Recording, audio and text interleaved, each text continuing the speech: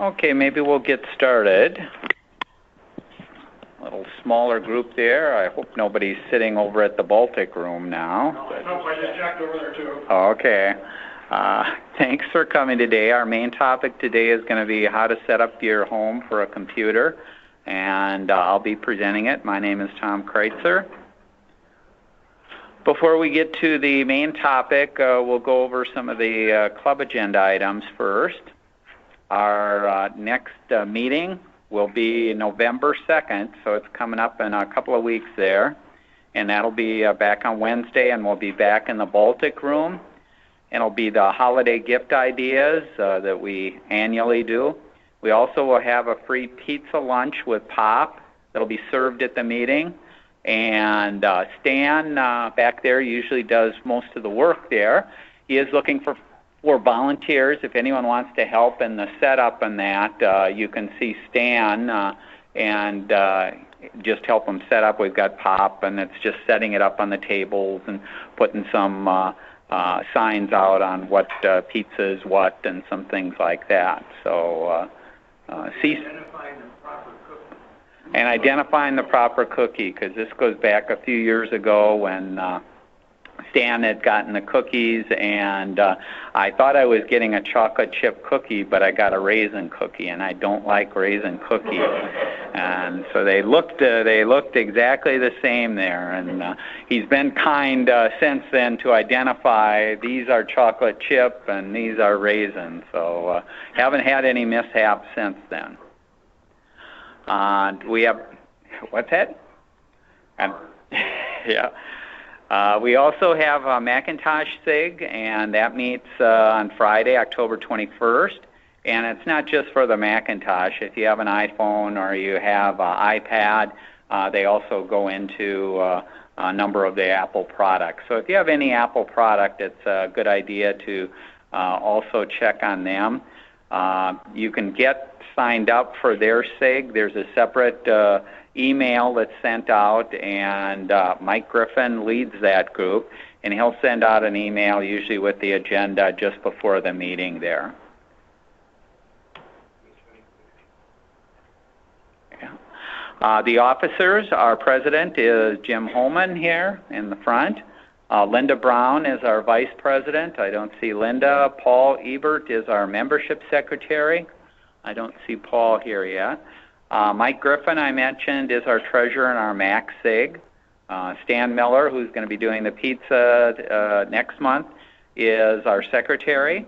Andrew Petrucci is our communications coordinator, and my name is Tom Kreuzer. I'm a director at large. Members old and new, you can pay your dues to Paul. Since Paul isn't here, you can drop them off with myself, and I'll get them to Paul there. It's important if you're changing your email to notify us, because that's the only way that we can keep in contact with you. So if you're changing internet providers and you used to have Comcast and now you have CenturyLink or that, make sure and let us know your change of email so that we can keep in touch with you. If you have any suggestions for topics, you can email your ideas to any of the board members or talk to us. We're always looking for people to volunteer to present on particular hardware or software that they use. Could be something that you do at home or even here at work. And if you don't want to present, we do have a monthly eBytes newsletter. You're welcome to write short, meaning a couple of sentences, or it could be 10 pages long, and on any topic that relates to computers or installation or some hobby that you're doing where you're using computers there. Website, the website is listed on the back of the handout. The handout, like I mentioned earlier, is in the back of the room. The website, we do have links to past meetings, so if you do miss any of our meetings, we put our slides and handouts out there. We also put our recordings when we can capture them.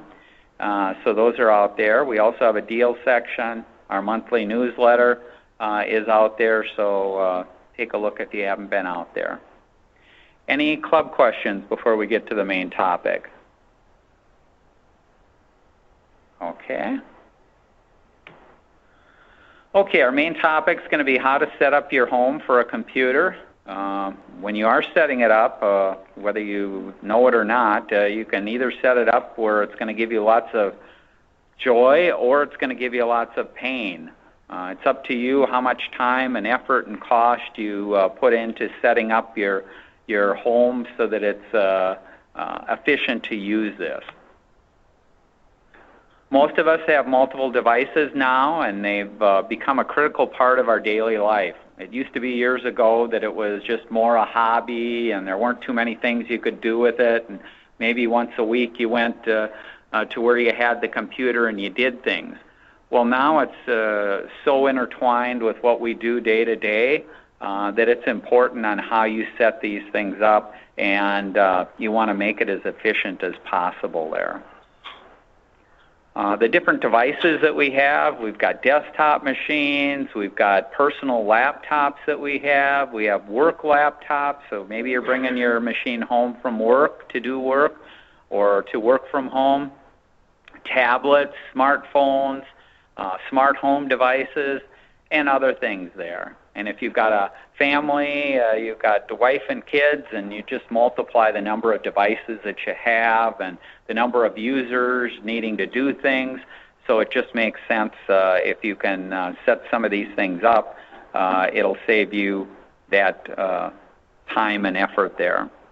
So with a little planning, you can create a productive environment for everybody in the house to be able to do what they need to do. I mentioned here gaming has its own special setup, and I won't be covering that today. Gaming, if you're not familiar, if you're a hardcore gamer, you may have lounge chairs or lounge deals on the floor, and a completely different setup just for gaming there. So I'm not a gamer myself, but there certainly will be covering a lot of other things that pertain to how to set this up.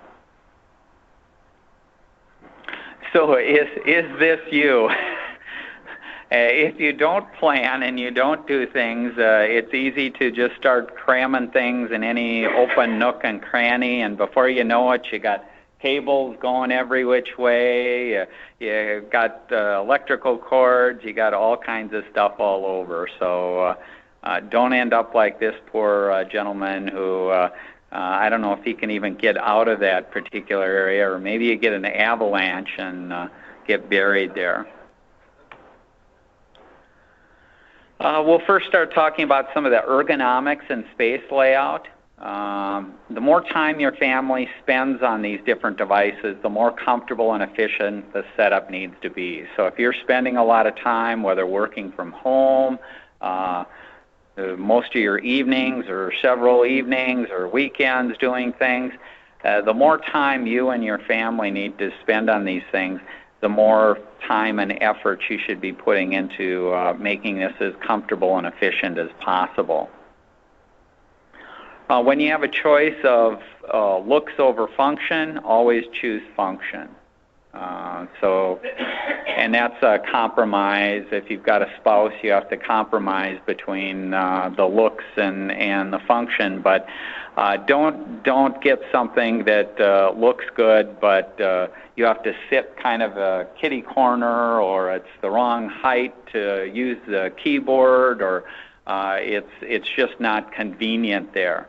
So you do want to take into consideration what is the function that you're trying to do there.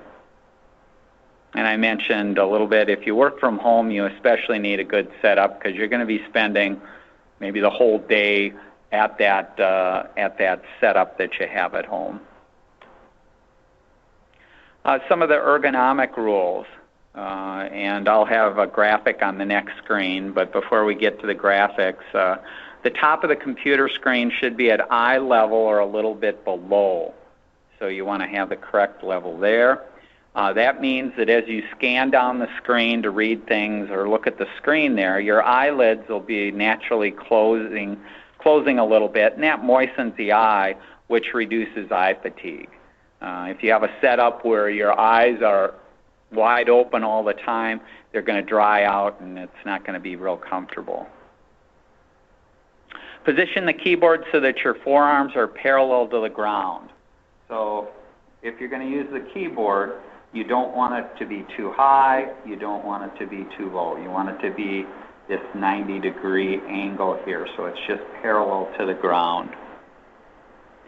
If you don't have that, you are going to be susceptible to carpal tunnel issues, and that comes from the poor wrist angle. So if you've got the keyboard up too high, your nerves and endings are going through a very narrow joint here, and the repeated using the keyboard at the wrong angle there is going to irritate this, and you're going to have carpal tunnel.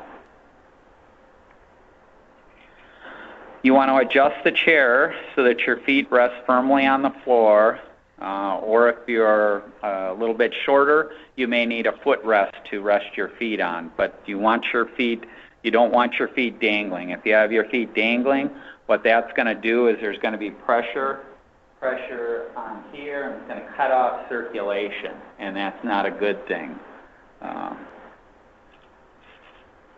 So here's a graphic showing some of those things, and as you can see, the monitor, we'll start with the monitor. When you're sitting, you want that to be the top of the monitor roughly straight with your eyes there, and that distance should be 20 to 28 inches. The monitor itself should be tilted slightly, 10 to 20 degrees tilt there. You're sitting at eye height. You can see here the arm is parallel to the ground at a 90-degree angle that you're using the keyboard. And you're sitting on the chair where your feet are on the floor, and you've got that 90-degree angle between your leg and foot there. If you're going to be standing, the same principles apply. You can have a stand-up desk there, but you want to be 20 to 28 inches from the screen, still have that tilt to the screen there at eye level. You still want that same 90 degree to the keyboard there, and you're at elbow height there. Here's another way to look at it. So here we have top of the monitor, again, same thing that we talked about. Neutral head position, which means that you're just sitting up nice and straight there, because if you're having to look forward or look up, it's going to put extra strain on your neck, and you're going to have your neck's going to get sore the longer that you use it. And the monitor, in this case, instead of the 20 to 28 inches, they're just basically saying about an arm's length away there. Wrist at a straight line with the forearm. They're saying 90 to 100 degree angle. Most places will say they recommend the 90 degree angle there. Chair is providing natural back arch there and support, because if you don't have that and you're either leaning forward a little bit or leaning back, your back is going to get, instead of your neck, your back is going to get sore the longer that you work at it. Hip angle here, they're talking about the 90 to 100 degrees. Knee angle, 90 to 100 degrees, and adjust the height of the chair so that your feet are firmly square on the floor there. This is a little example if you're using a laptop, because laptops, it's harder to get them at the angle that you want. If you just set a laptop on a table that's comfortable for typing, you've got the wrong angle here. You can see you're looking down and you're not getting supported by the back of the chair. So that puts extra pressure on the neck, puts extra pressure on the back, and you're going to get neck and back strain from using the computer over a longer period of time. They do make special stands for laptops to prop them up, and you can see here they're showing get the screen up if that's what you're going to use. Have a separate keyboard, and so you can't use the keyboard that came with the laptop there. Now you're getting the proper angles for a comfortable and efficient use there. Okay, let's talk about desks. There's many styles and prices that are out there. If you look out at IKEA, you can get them starting at about $100. Certainly on Craigslist, you can find a wide variety of desks, or you can build your own. In the building your own, some people will put together a tabletop with file cabinets, different configurations there. Desks or tables that are not designed for computers are the wrong height for the keyboard. So we just got done talking about that 90-degree angle that you want. Excuse me. And if you have an older desk or a table that's at the height there, chances are it's not at the keyboard height that's recommended. So in that case, if you have one of these, you're going to need to add a keyboard tray to lower the keyboard to the proper height. And this is just a little example here. You can see an older style desk here with a keyboard tray. And if you're currently working at 3M, you're familiar with the keyboard trays that most people have on their computer, because the desks at 3M are standard work desk height. They aren't at computer keyboard height. So you want that keyboard tray or that at the lower, so that you get the proper angle, so that you don't get carpal tunnel and that as you use it. Also in a desk, you want to make sure that it's large enough to have lots of open space to spread out your papers, and you may be eating on it or doing other projects. But don't shortchange yourself by getting a really small desk that you really can't work on, that you can't lay out papers or anything like that. So if at all possible, you want to make sure that it's large enough to set the stuff out, because even though we do a lot of stuff off of the screen and electronically, if you're paying bills, if you're doing stuff like that, you may be opening papers and setting them out and then going to the web and doing things. So you want to have some open space to lay stuff out where you can work on it. I also recommend having a desk with drawers, or if it doesn't have drawers, you want to have file cabinet nearby for filing your papers and storing supplies. It used to be that we'd keep more and more paper in the old days there, and you needed a 4-drawer, or some people even had 2 4-drawer file cabinets. Now most people I know can get by with a single 2-drawer file cabinet, or the file cabinet that you have in a desk, like this desk has filing space here that you can put your papers in. Because the need to keep papers has changed over the years, because you have access online to bank statements, utility statements, things like that.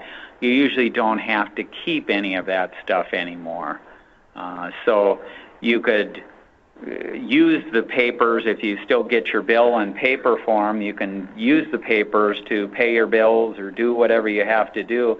But then after that, in most cases, you can throw it out or recycle it or shred it. You don't have to file it, because the bottom line is, how often are you going to go back? And if I had to go back and look at a bank statement, is it going to be easier for me to go out to my bank's website and look it up there, or try and find it in some file cabinet that I have? Bank is going to be much easier. Bank's going to go back more years. It's just going to be easier to do usually online than it is individually there. Okay. Also, it's important with a desk to have room for your knees under the desk. Some of the desks that you see now have more or less a straight panel or stuff like that in front, and they don't have room to stick your knees. And when you're down on a chair seating and using the keyboard, your knees do have to go underneath the table there. And so you want to make sure that your desk has that. And this kind of goes back to the point about function over looks or form. And you don't want something that may look nice but is uncomfortable to sit and to do any work at there, because you can't get a good angle and your feet feel like they're scrunched up or maybe off to the side. It just doesn't work out well.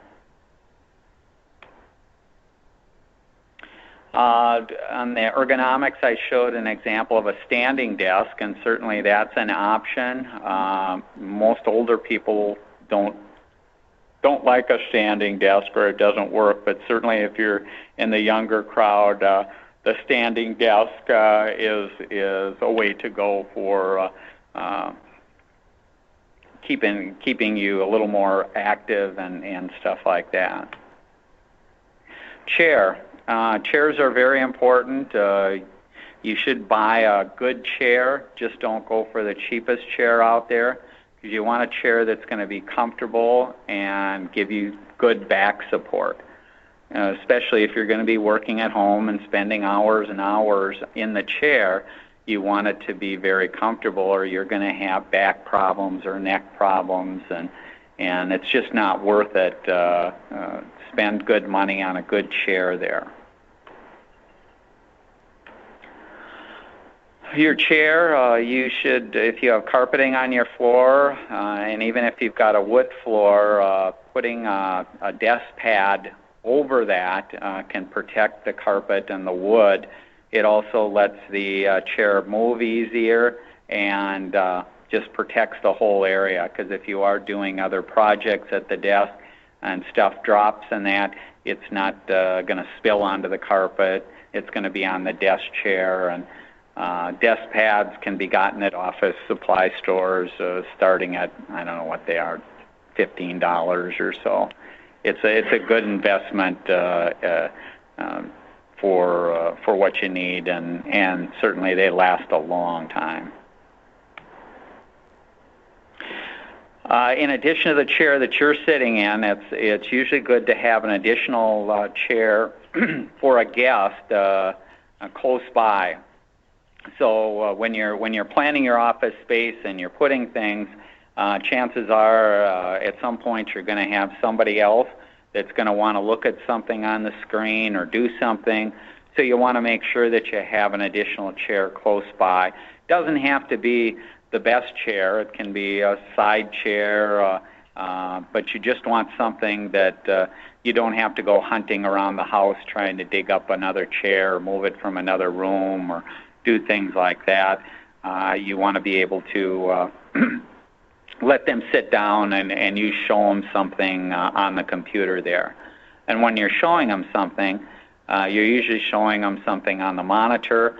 So how you set up your desk should be dependent on, if you do have a number of guests or use that, make sure that both you and your guests can see the screen or the monitor very easily there. It shouldn't be that you're the only one who can see the monitor and nobody else can see it, or nobody can look over your shoulder. That may be okay for a work situation, but it's not okay at home, where you do want to share with the rest of the family or with a friend that's over. You do want to share your screen and have them look at it.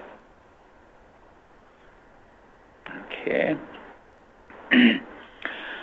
Some other things on ergonomics and space layout. Have plenty of cubbies or shelves, and these are shelves where you can put manuals. You can organize bills, so the bills that you're going to be paying in the next week or the next month or 2 months, you can organize some of that.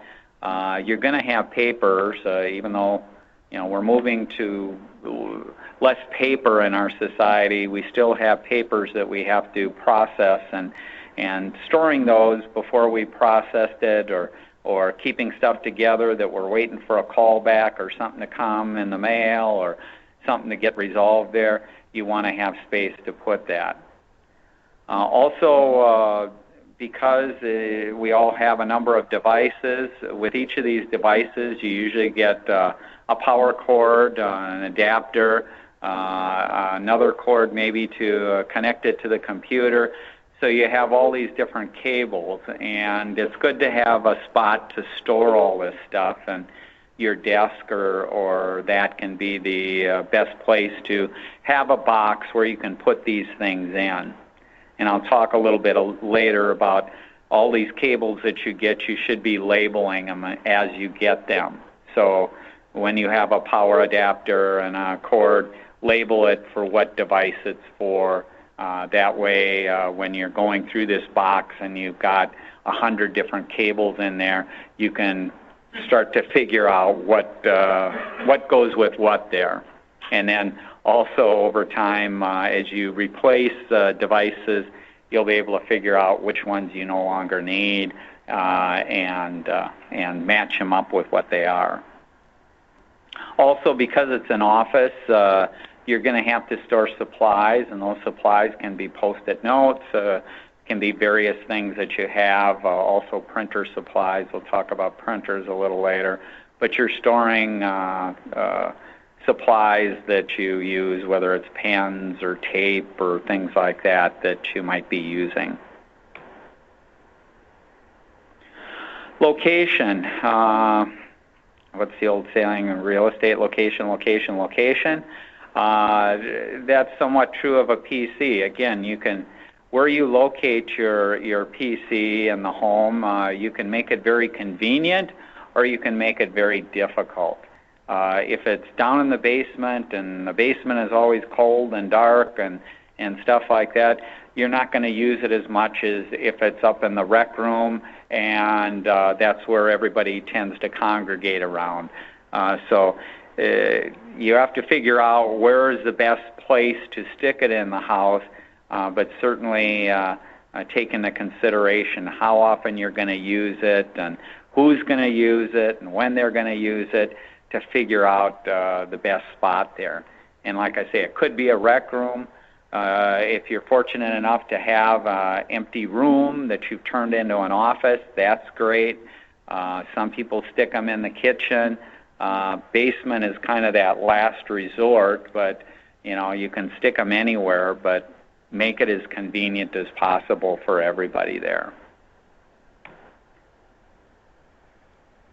Plants, in general, make people happier, so it's recommended that you bring the outside into your space with plants and add a little greenery, and they can make the place look a little nicer there. As I mentioned, understand who's going to use it.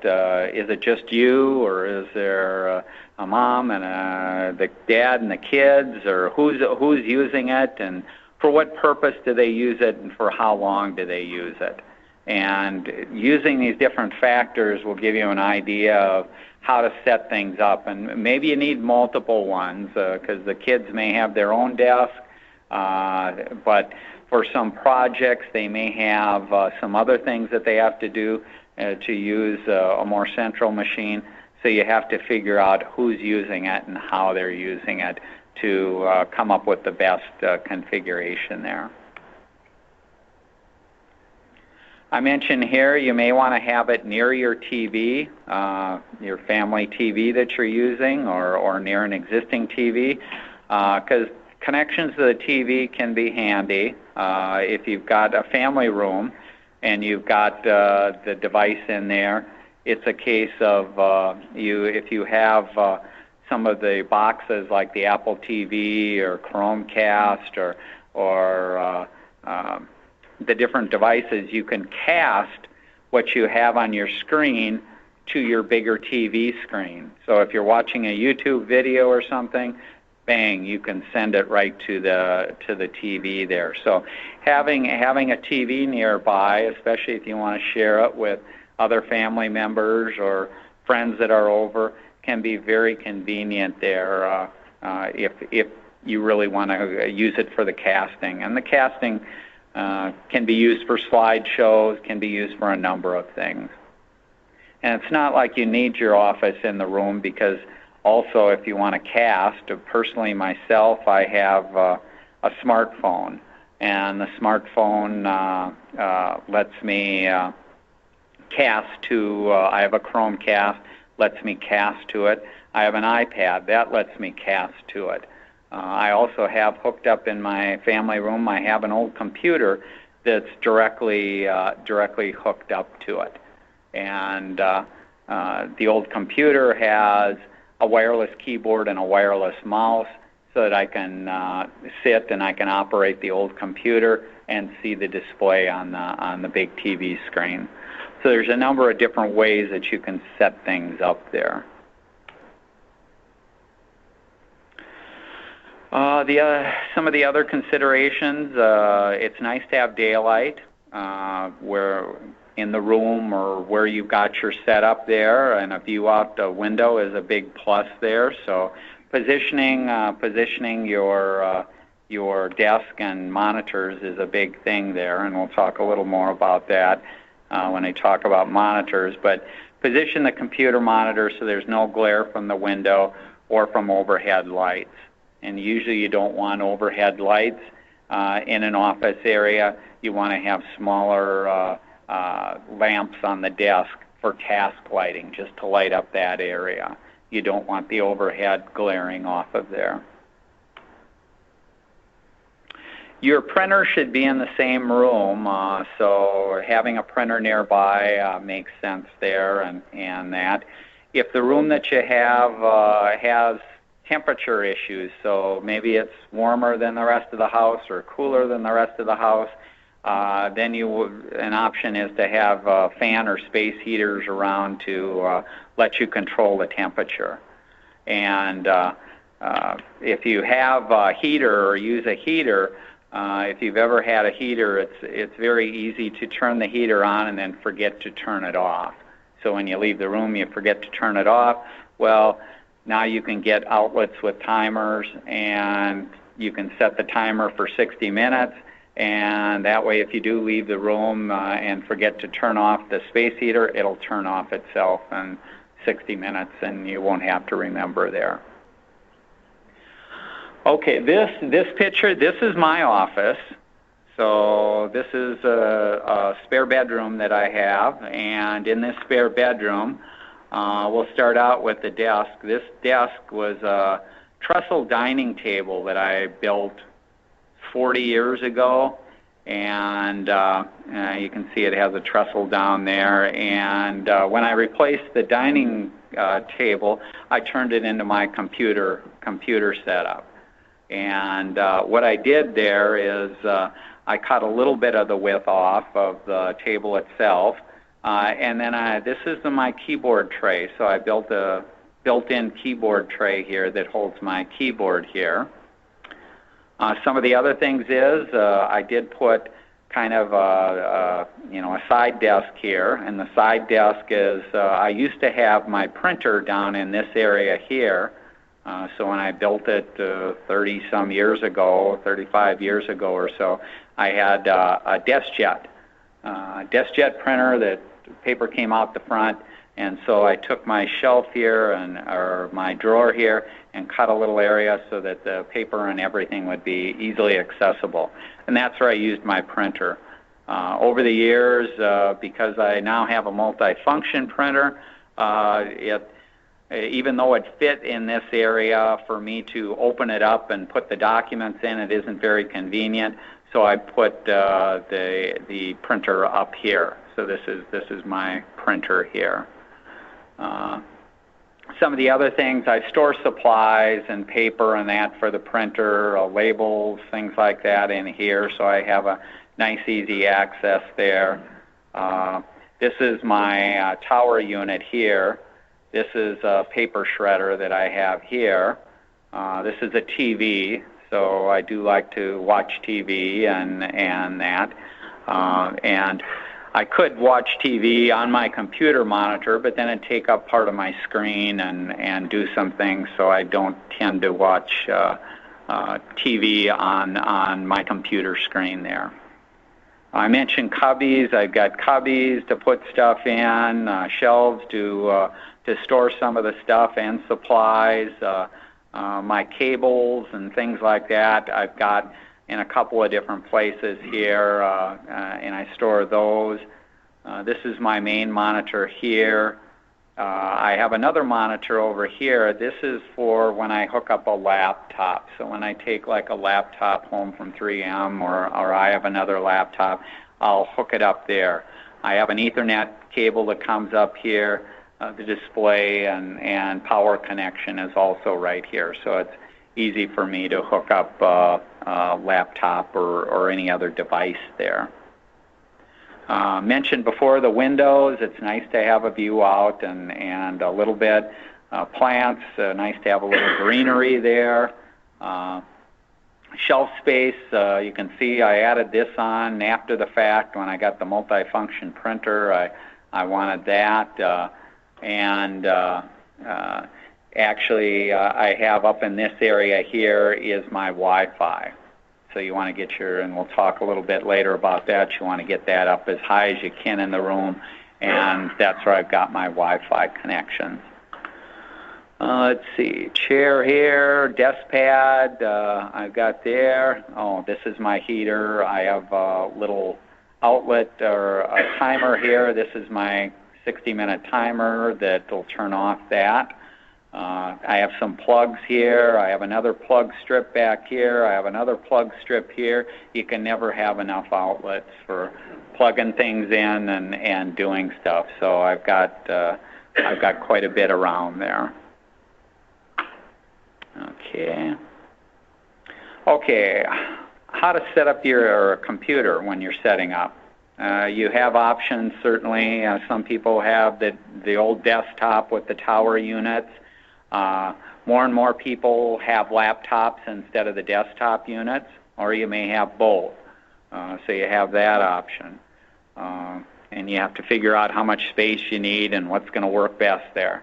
If you're looking for something very compact, there's what's called all-in-one computers. If you haven't seen those they look like a display, but in the back of the display is the actual computer. So the CPU and everything's back there, and then frequently those will use wireless mice and wireless keyboards, so you reduce the number of wires that you have around, and it doesn't take up that much space on a desk or wherever you're going to put it. I mentioned here, if you have a laptop, whether it's your own or from 3M that you use, consider having a monitor, another monitor, a bigger monitor, because typically your laptops maybe 14 inches at best, maybe 13 inches, 12 inches, 15 inches. They're relatively small because if you were to buy a desktop, no one in their right mind would buy, let's say, a 15-inch monitor for a desktop. So why should you have to be forced to use a smaller monitor for a laptop? Get a bigger monitor that you can hook up, and that way when you are using it, you're going to have that full real estate, whether you're looking at emails, browsing the web, spreadsheets, word processing. Larger monitor is just bigger and better for everything there. When you do position your computer, make sure you have the ventilation holes aren't covered up and they aren't blocked, so that you do get proper ventilation. The last thing you want is your device, your laptop or your desktop tower to overheat, and that'll cause problems and shorten the life of the device there. I mentioned here, I tend to leave my devices, whether it's a laptop or a desktop, I leave it on all the time and plugged in. The reason for that, it saves the boot time. Also, I have tasks that are running in the middle of the night for virus scans and software updates and backups and things like that.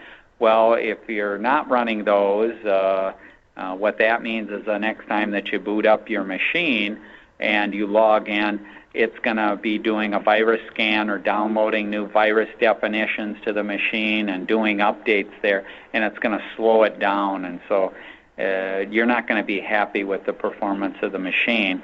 Whereas if you leave it on all the time, I can just pop in there at any time, sit down, and in a matter of seconds, I'm ready to go.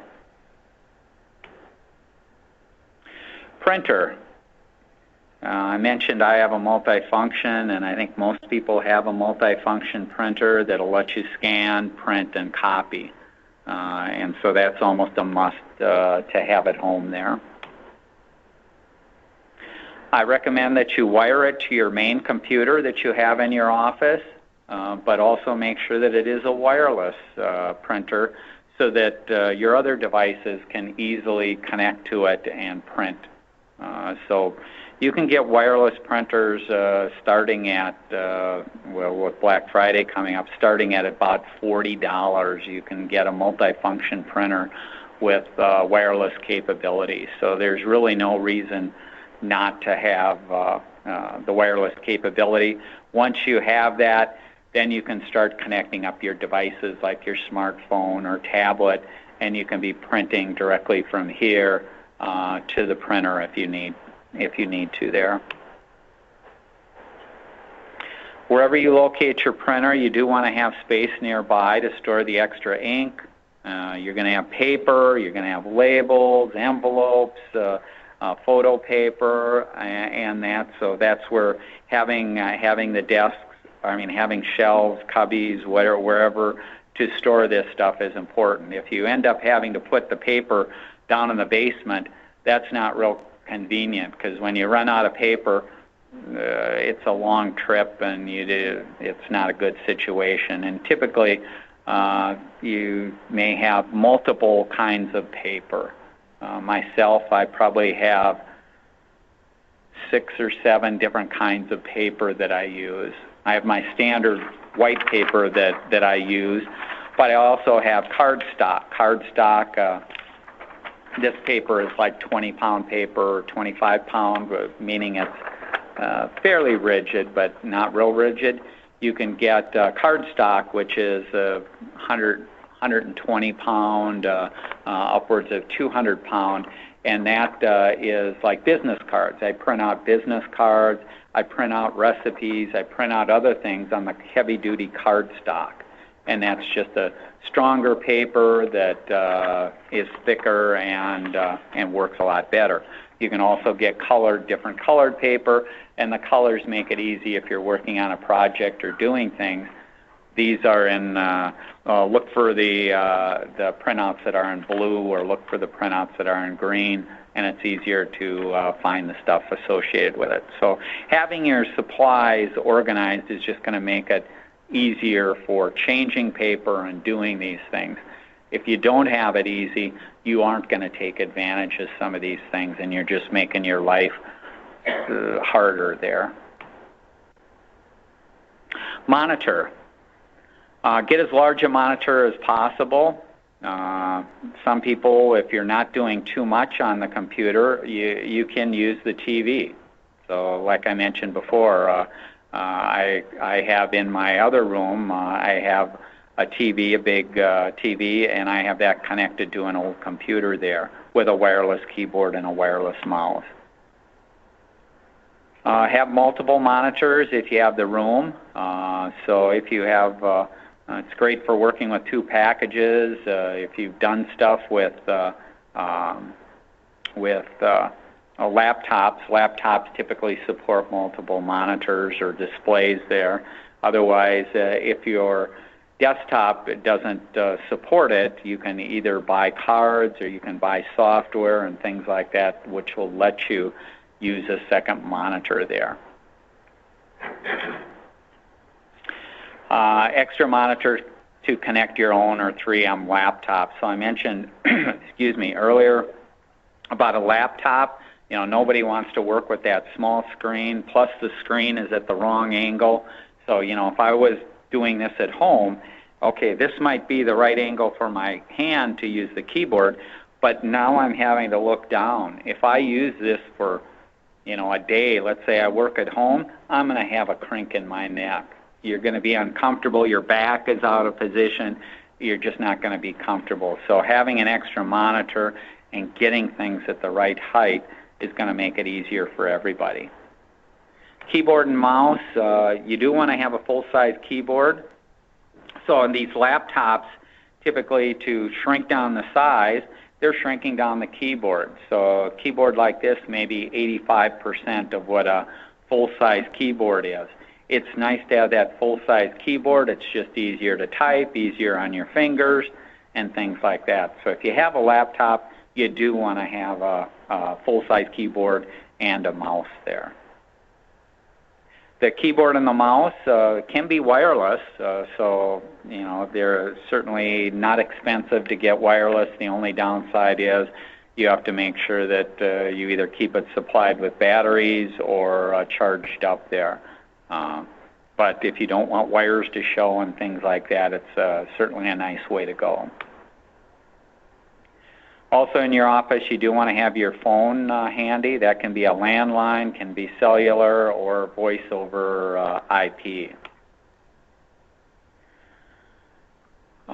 And most people, I think we talked before about the phone too. I think the figure now is over 50% of the people have gotten rid of their landline and just use their cellular phone.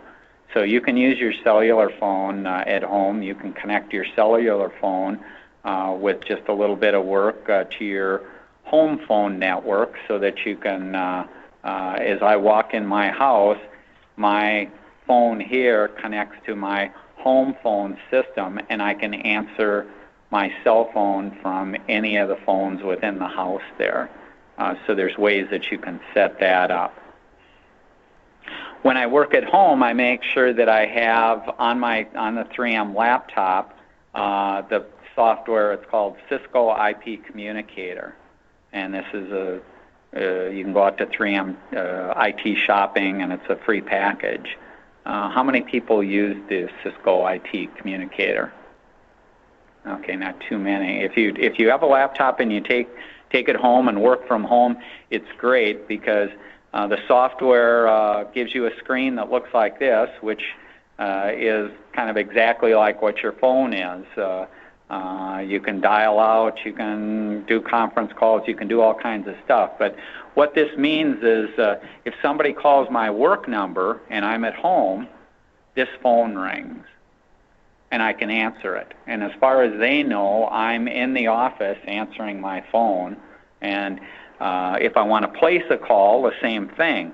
I can use this phone instead of using my cell phone. So I'm not tying up my cell phone, or if you have a landline at home, I'm not tying up the landline with a business call to call into a conference call or that I'm doing for work. So for everything for work, I make sure I use this. And when I call somebody at work, I dial a number. Well, on their caller ID, it shows my work number. So this is Tom calling from 3M to their phone there. So it's really nice. It doesn't come standard on the laptops, so you do have to go out to IT shopping, and you do have to install it.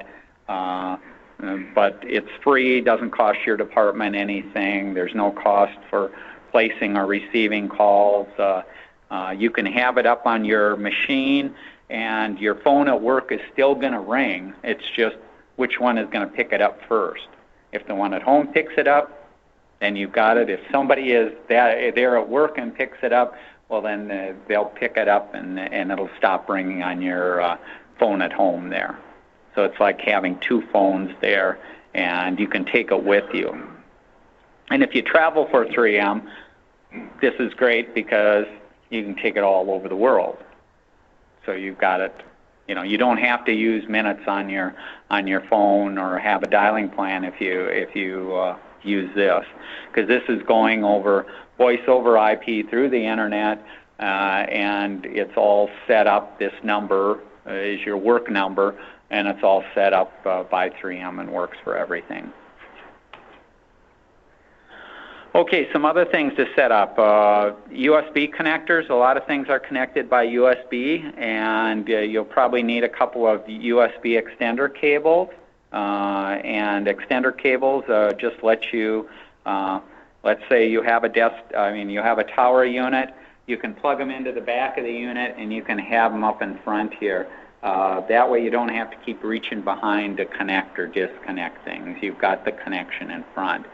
Also, if you have a printer over here, you'll notice like my desktop was over here and my printer was over here. Well, a standard cable is not going to reach that far. So having an extender that just makes it easy, and they're nice to have so that you don't have to keep pulling out your desktop or trying to look behind and that.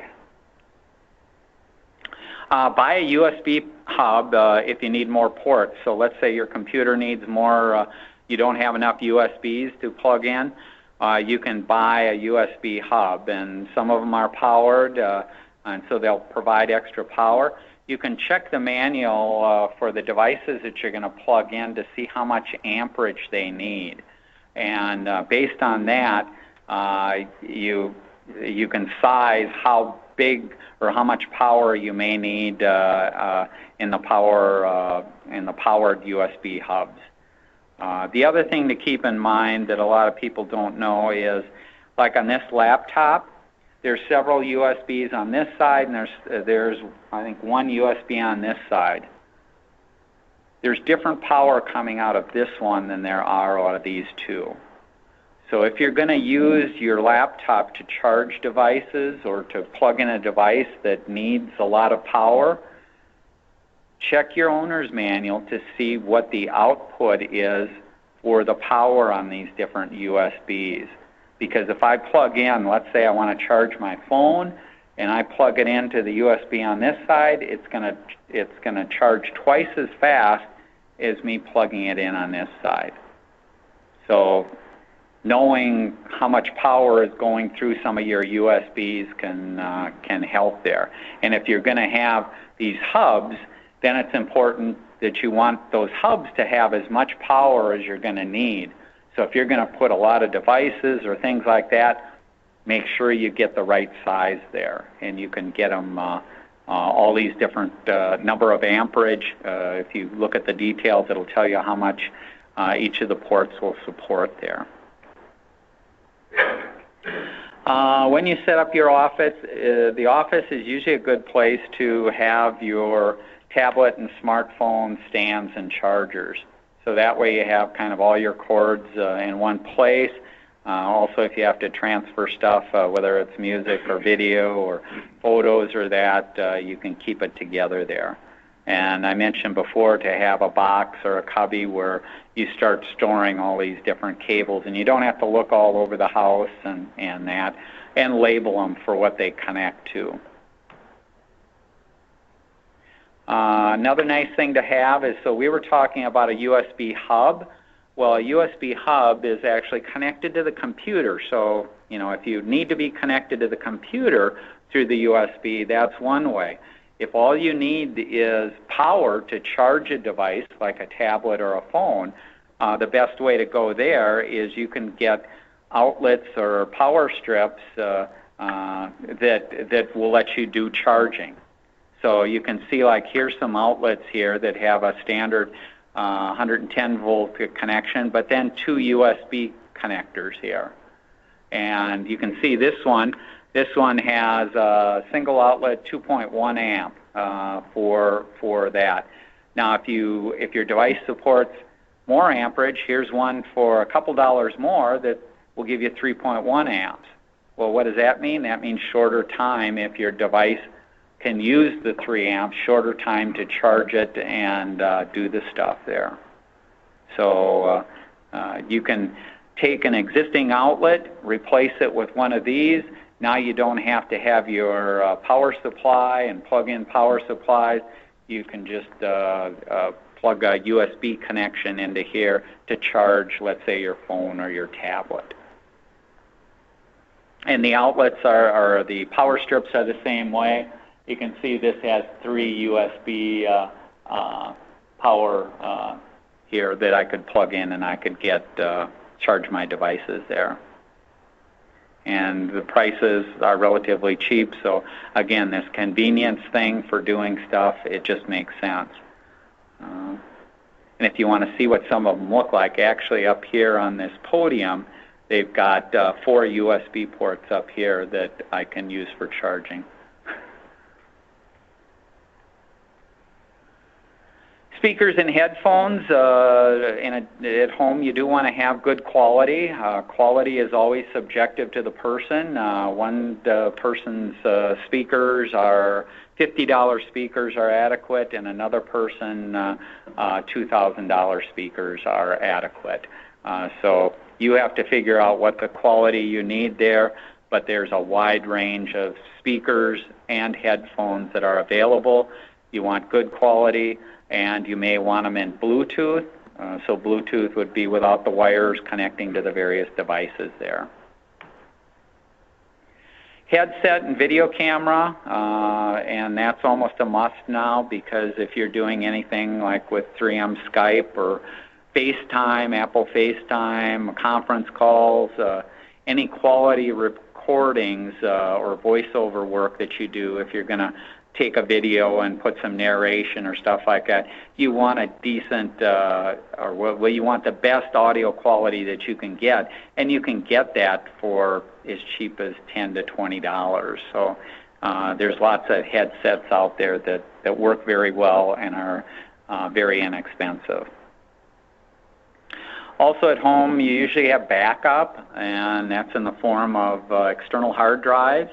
And you want to make those hard drives as easy to swap out as possible. And I do mine once a month. I swap out. I have 3 different external hard drives, and I take one and swap it out each month there. You do want to store those hard drives off-site or in a fireproof safe. The last thing you want is to leave your backup right with the PC there, because I knew a guy that lived in an apartment. His apartment was broken into. The thieves came in. He had all of his computer gear and hard drives and everything in one spot. They took everything. So he had backed things up, but when they take the backup, you have no backup. So plan for worst case. Yes, Jim? That's why you have an online backup. Right, and certainly having cloud storage in that is important there too. But in addition to that, if you do want the convenience of a hard drive, you can also do things like that.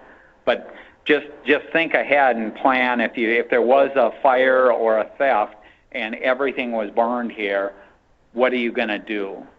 Yes, you can go out and buy a new machine, but how do you recover the photos? How do you recover the settings that you have? How do you recover a bunch of these things that you may not be able to recover there?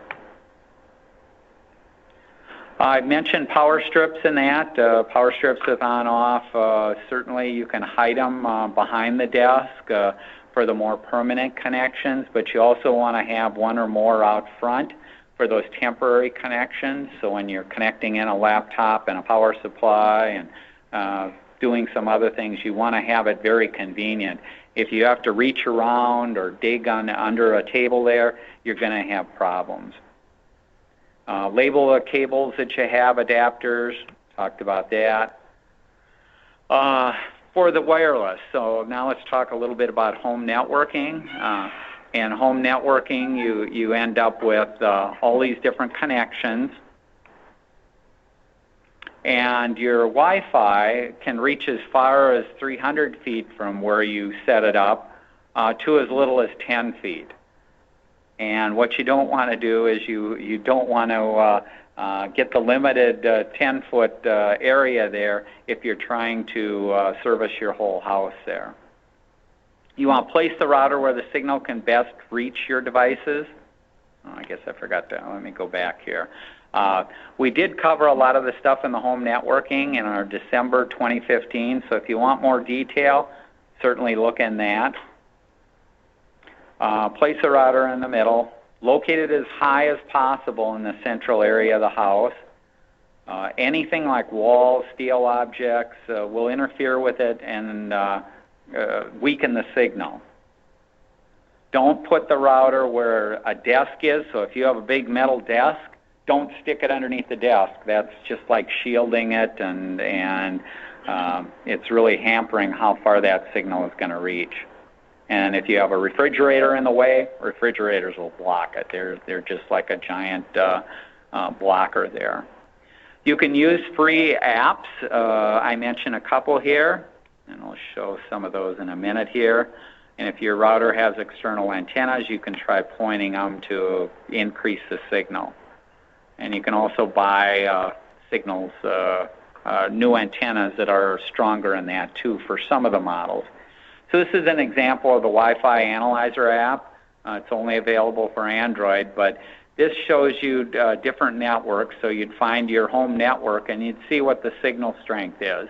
And you can move from room to room, and you can try it up low and down, and you can see where your signal, how strong your signal is, and you can experiment with moving your router around. If I move it higher, if I point it this direction, does it get better? Does it get worse? You can see where you get the best quality there. This is another tool called Insider. This goes a little more detailed here, but it also tells you the strength and tells you what else is running in the area there. For the router and the modem, there's usually, if you buy from or lease from Comcast or from CenturyLink, you're going to be leasing a combination router or modem from them. And frequently they call that device their gateway or that. It's a combination of the modem and a wireless router.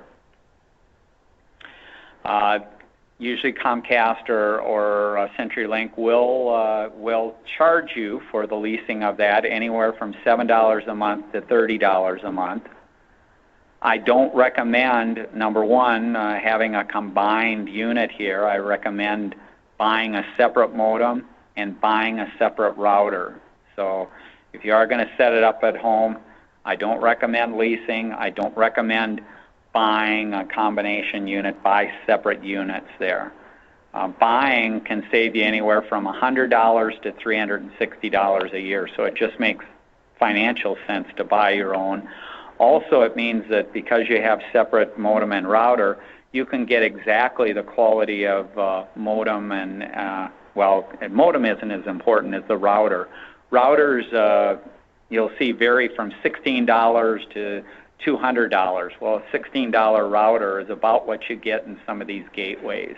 They're very cheap, they're old technology, and they aren't very good. That's why I recommend a separate one there.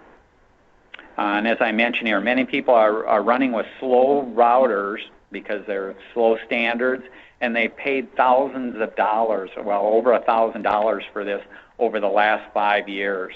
This is how Comcast makes a good deal of their money, is just by the leasing of the routers and that. Cable and DSL, write down and attach to your modem. There's lights on your cable and your DSL, and those lights will either be solid or blinking, and they may be green, or they may be amber, or they may be red. Write down what those, what that pattern is when things are working right on your router. That way, if you suspect something isn't working, you can look down at the router and you can say, oh, it's supposed to be 4 green and 1 amber that's blinking. And now you have 2 green, an amber or a red one, and a green and a red one in there. So now you know there's something wrong with my connection there. So doing this ahead of time, writing it down, attaching it to the modem is just going to save you time and effort when you are trying to troubleshoot a problem there. I recommend that you reboot these items at least every 3 months. Some people will go years without turning them off. They just figure as long as it's working, I'm not going to do anything to it. But it is a good idea to reboot it, because essentially these devices are little computers, and they should be turned off and rebooted at least every 3 months or so. Your home network can be a combination of hardwired and wireless. So depending on the speeds that you need for these different devices that you have in the house, if you have a 4K television, you're going to want as fast of connection to that device so that you don't get choppy or it doesn't break up or things like that. So it isn't just this case of saying I'm going to go wireless to everything. Frequently there's good reasons to run an Ethernet cable and run wire to it to get the fastest. These are some of the standards for transmissions. It started out in 1999 with 802.11b, G in 2003, N in 2009, and is what most people have on their home routers. So you can see that's technology that, you know, is going on 7 years old. It's old technology, old slow speed, things like that. AC is the more current standard out there, much faster speed, and a wider channel width, up to 8 separate connections that you can have with AC, and what they call beamforming. And the beamforming means that when AC makes a connection with a device, it knows that that device is located in that direction, and it will specifically send a stronger signal in that direction than sending it to that direction. So that's a technology that you get, and the only way you see that is if you buy an AC router and you see all kinds of antennas up on it like this, then you know that you've got beamform. If you don't have that, you don't have the beamform. And have a network that supports the maximum speed for your devices. If you have an old standard, buy a new router, get the new speed, and that's why I don't recommend leasing, because you're at the mercy of the company and you're paying too much for what you're getting. If you've got a small house or apartment, you can get by with a $20 router. If you've got a larger house and you want to have a good strong signal there, even with the best of routers, if you've got brick walls in between and other things there, you may have problems. And in that case, your best bet is what's called range extenders or repeaters. So you have your Wi-Fi network set up. You put one of these repeaters at the far end of where this can connect, and then it acts as a repeater to give you that additional distance in the house, or a room that maybe had a weak signal before now has a strong signal. And you had the extenders can cost anywhere from $20 up to $200. Again, depending on the speed and the quality that you need, that's what they run. You just plug in a small extender, an electrical socket at the edge of where your current coverage is. It catches the signal and repeats it so that you extend it. Here's some examples from Amazon here. Here's a router. This is an N router, and this is what you see in most cases from the quality that you see from most cases of a gateway unit, or what you get from Comcast or CenturyLink. You get the equivalent of like a $16 router. But you can buy one of these if all you have is a small apartment and things like that. It'll work fine for that. These are examples from PC Magazine of recommended routers. These are more higher-end AC routers with the directional and multi, and you can see the different specs that they have there. Any questions or comments? Yes, Jim. One comment. When you're talking about the ergonomics, it's recommended that you take a break after about an hour looking at your screen. And actually, the newest one is now 30 minutes, and then look away for a minute. And back to your screen. So you give your eyes a rest. Look out into the distance, not across the room. Look out that nice window you have to the distance, so your eyes get a chance to just refocus at the distance. Yeah, and they also, there's a number of, that's a good point, there's a number of apps out there or software out there that will do that timing for you. So if you start up the app, at the end of 30 minutes or that, it'll pop up and say, time to rest, or, you know, look outside, or things like that, because Jim's right. If you sit down there for hour after hour after hour, it's hard on the eyes, the straining and stuff like that. Yes? There's also, because I was one when I was working, each division has an ergonomics specialist assigned to their division. It used to be always in the regulatory group, the laboratory. So if you have a question, you might want to see who your ergonomics specialist is in your division, and they can help work with the corporate ergonomics group to help you better set up your workstation. Yeah, because if you haven't seen around, there certainly are different workstation setups, both in terms of chairs and the desks, the standing desks, and things like that, they'll come in and work with you that way. So yeah, that's a good point. Finally, those who wear glasses, there's also computer glasses, which are really good if you're spending a great deal of time working on the computer. Yeah, the computer glasses, we mentioned in the ergonomics that you may have 20 to 28 inches out there. Well, that's a different length than your normal reading glasses. So your normal reading glasses, if you have bifocals or trifocals, you're sitting at, I think it's 18 inches or something like that. And plus, if you've got the trifocal, you're tilting your head, which is going to cause a problem there. What Jim is mentioning with the computer glasses is 3M will pay for it, so it's a free pair of glasses that are set for the 20 to 28 inches. So what that means is the whole lens is that set for that depth. Then you don't have to be tilting your head back and forth. The only downside to something like that is, so you're wearing your computer glasses and somebody comes into your office, you have to switch glasses or that. You may be going back and forth, but it's nice to have that pair. It's just not perfectly clear. Yes, yeah. Not like after 28 inches you can't see anything. Just not perfect. It depends on your vision, but yes, there can be issues. Yeah, there was a question down here first. You said that you leave your computer on 24/7. How often do you reboot it?